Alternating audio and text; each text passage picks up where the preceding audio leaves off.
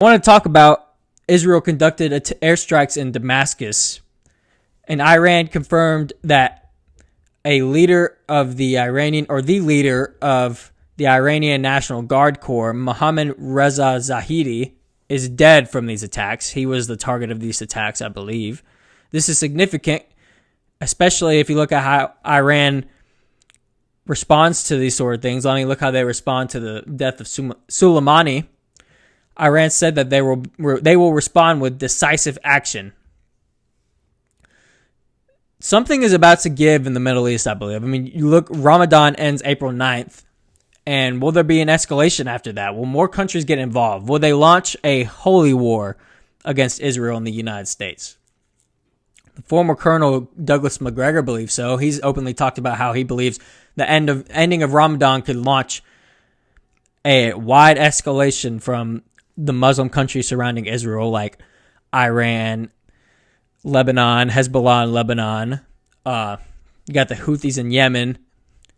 Sort of the ring of fire around Israel. He's alluded to how the ending of Ramadan could potentially launch an escalation from these countries against Israel in the war against Hamas.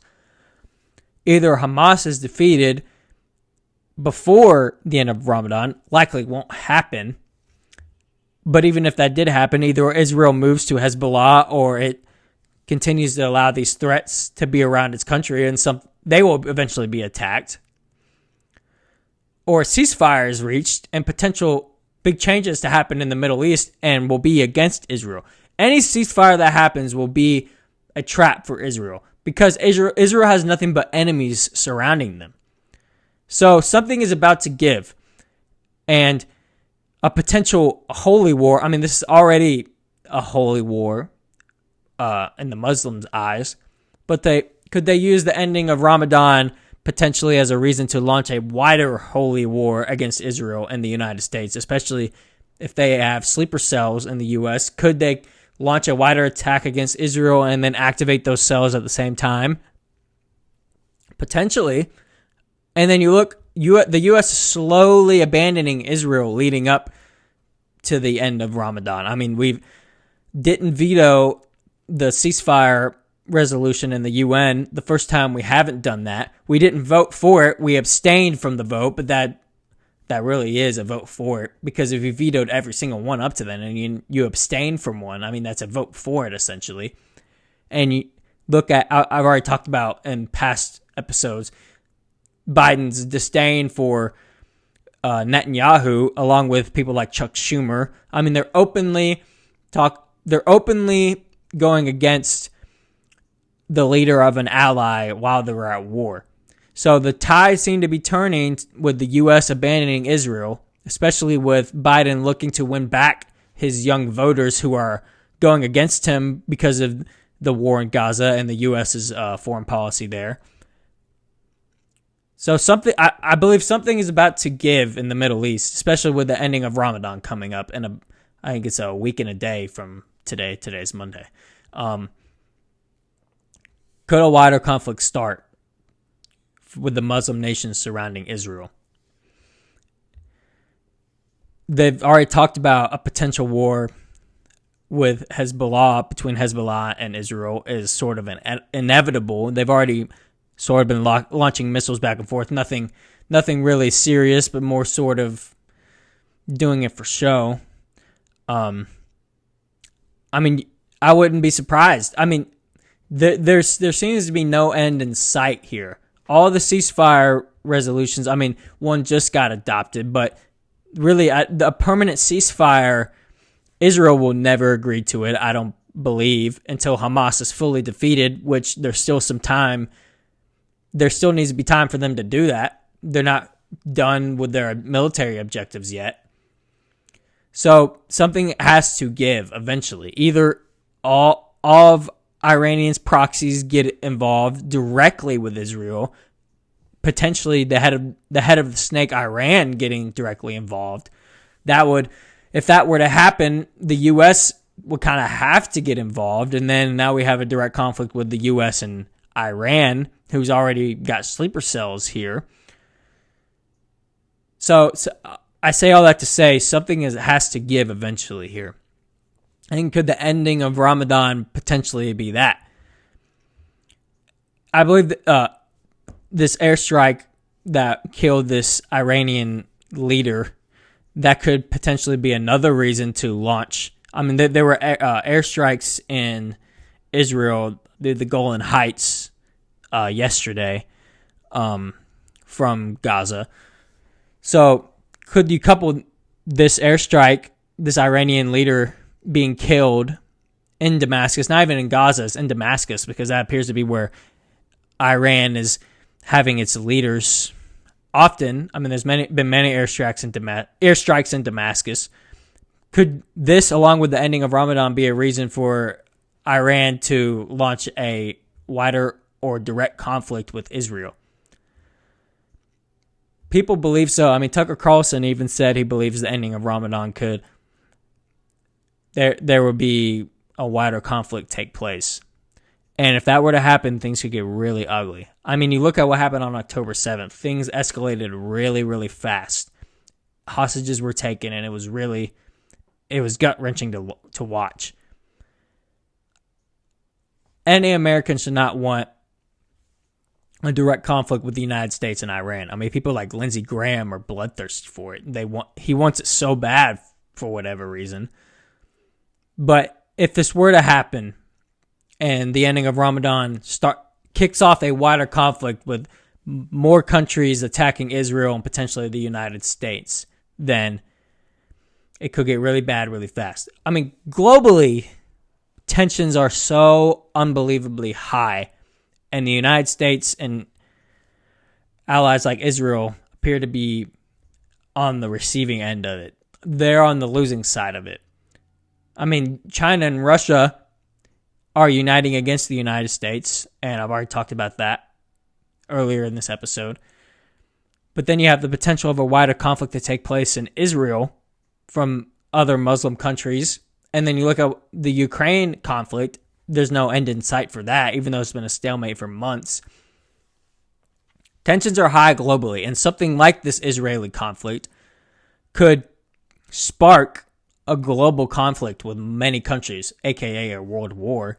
It would look nothing like the earlier world wars. It would just be utter destruction if it goes to the same lengths. There would be no feet on the ground conflict. It would just be nuclear war. But with the ending of Ramadan coming up, experts are believing that this could start a wider conflict like that. Things could get really scary really fast, like I said.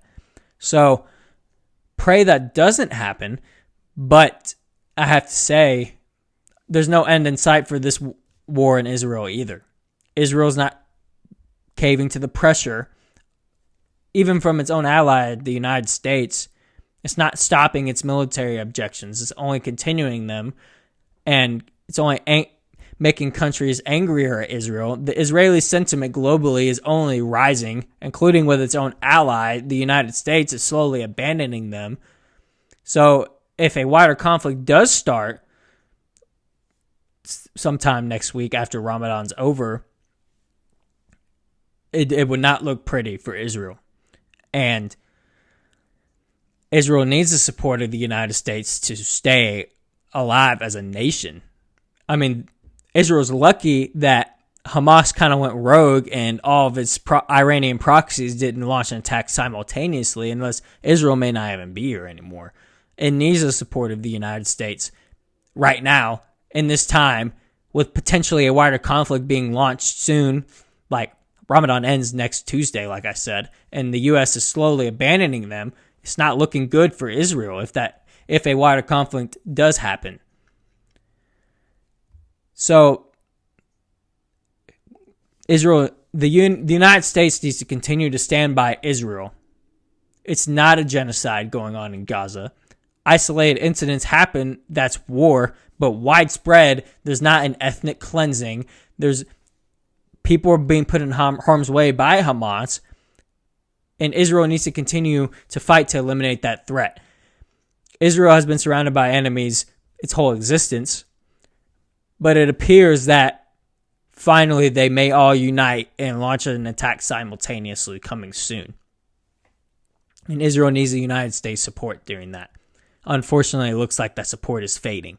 So, God forbid, Ramadan, the ending of Ramadan, there's a wider conflict launched, because it will get very ugly very fast, not only in the Middle East, but potentially globally. If you look at Russia and China, North Korea, who are allied with Iran, Turkey too. Turkey doesn't get talked about enough. Turkey is the largest military in the Middle East, and it will be a very strong opponent against the allies of Israel. So if a wider conflict is launched and countries start getting involved, this almost happened after October 7th. Thank God that tension slowly went down, but it appears they may be ramping back up right now. And it would get really bad because of the countries who are allied with Israel and Iran. A global conflict could launch. I'm going down the worst case scenario, but the potential is there. And I could go on and on about how this could be ugly. China and North Korea, not even talking about Russia. So let's pray that the ending of Ramadan doesn't launch a wider conflict. But something has to give in the Middle East, I believe. Something has to give eventually. I don't know how long that will be. Could it be sometime next week? I don't know.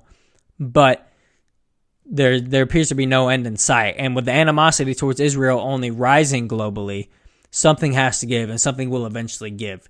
And it could get really ugly if that happens. So we have to pray that that doesn't happen, that cooler heads prevail, but Israel and the United States are hated globally. We have made many enemies, and Israel is hated simply for being Israel. We have created our own enemies by our own doing. So, they accuse the United States of being complicit in genocide, the Muslim countries who are backing Palestine.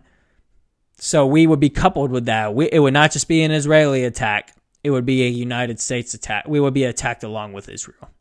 So if, God forbid, that does happen, we would be coupled on the receiving end of those attacks. So we'll see what happens. Like I said, Ramadan ends next Tuesday, and several experts are believing that this could launch a wider conflict, and the Muslim countries uniting to launch a holy war against Israel and the U.S. So we'll see what happens. Like I said, hopefully that doesn't happen, but the potential is there. And the Middle East is on fire, let alone the world is on fire.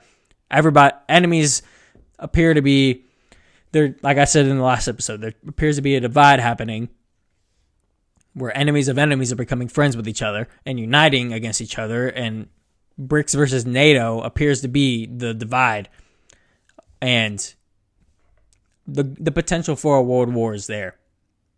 And pray cooler heads prevail, but the potential is there for that.